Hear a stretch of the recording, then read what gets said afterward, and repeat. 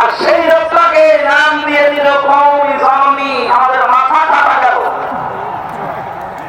এরকম হাজারো আলেম, হাজারো পীর, হাজারো মুসলমানের দেশে ঈমান রাখতে পারে না, কারণ তাগুতের সাথে সম্পর্ক রেখে ঈমানের দাবি করত।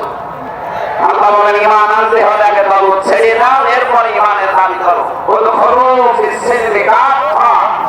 ঈমানদার যারা তারা প্রবেশ করো পুরোপুরি ভাবে ইসলামে। এখানে সিলম বসো সিনের উপরে জবর দিলে হয় সালমন, মানে শান্তি।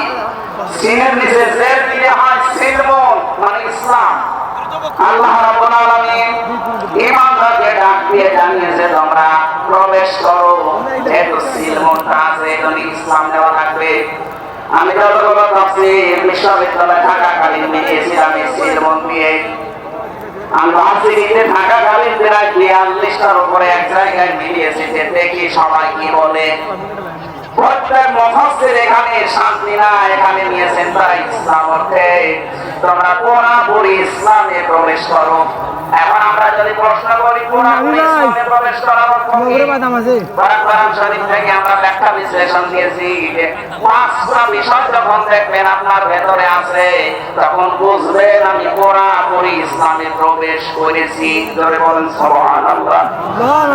আমি তাফসীর থেকে যে নোটগুলো নিয়ে এসেছি তার 1 নম্বরে আপনি যখন দেখবেন যে আপনি আত্মসমর্পণ করে ফেলেছেন। 2 নম্বর আপনার ভেতরে ইখলাস তৈরি হয়েছে। 3 নম্বর আপনার বিশুদ্ধ আকীদা তৈরি হয়ে গেছে। 4 নম্বর আপনার চরিত্র উন্নত হয়েছে। 5 নম্বর আপনার লেনদেনের স্বচ্ছতা এসেছে। এই 5টা কাজ যখন আপনি দেখবেন তখন মনে করবেন যে আমি ইসলামে পরিপূর্ণ প্রবেশ করেছি।